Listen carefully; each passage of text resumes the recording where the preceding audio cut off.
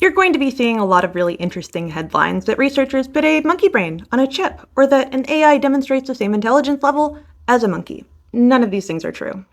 I mean, it might be true, it hasn't been published, but we'll talk about it. What does it take to get an animal brain on a chip? Now, there are a few different kinds of neuromorphic computation. This is a form of computation that tries to match the way our own brains work. And yes, the different methods can be combined. You can have artificial spiking neurons, which it appears that Darwin is, a new monkey brain AI, or you can have actual synthetic neurons that spike. I like that one better because I think it could turn into a nervous system and a brain one day.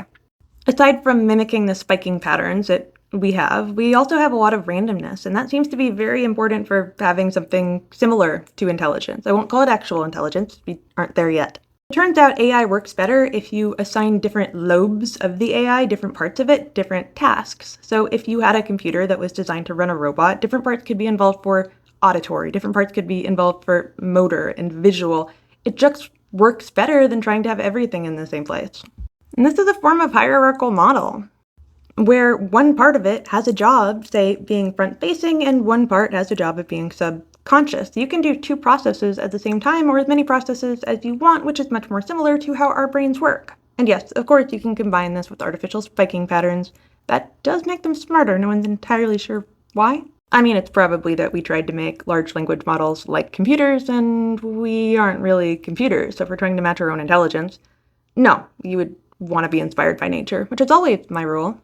Now, when it comes to massive computers that are designed to mimic the brain, that's been going on for a little while. Intel actually has one of the largest neuromorphic computers in the world. It is very power hungry, though.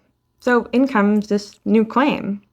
A research group that modeled an entire monkey brain, spiking patterns and all, into a computer chip that uses about as much power as a hairdryer. At least, that is the claim. Look, I do love talking about this stuff, and when we have a computer that works exactly like a human brain, I will let you know. We're closer because of the brain organoids. But we just can't make claims that we can't back up. So much of the time, until something is demonstrated in multiple labs, multiple times, and probably in multiple different ways, it is dubious, especially without a peer-reviewed publication. Look, we have a lot of fun here, and I've talked about these topics individually plenty. It's rare to see them all come together into a dubious claim. Although, let me be fair. When there is a computer that works exactly like a human brain and has the intelligence of a human brain, or even a mouse, I will tell you, I promise. I mean, we've got the mini brains and we all know that I adore them.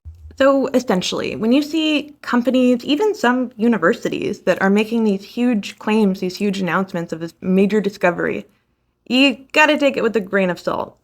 This is from an infographic on hierarchical reasoning, and I actually am excited for that. I think it will make more intelligent computers. And yes, people do not like the term intelligent. And I actually do think there is a problem with how we perceive intelligence, because we're going to be denying their personhood right up until they attack. I'm kidding. Mostly. It's mostly wishful thinking. I, for one, welcome our synthetic overlords. I would bet very, very good money that this did not happen, and it is way overblown. Especially since the only paper I could find on it is in Chinese, and for some reason my computer refuses to translate it. I don't kid around. I really do try very hard to bring you guys correct information. I do want to show you something. You see open access up there? That means that you can access that paper without the paywall, and there's ways to get around the paywall too. If you need access to any of these papers, because I do know that the links that I post in the description are not always open access, I assume that people know how to get around paywalls. If you need help, let me know.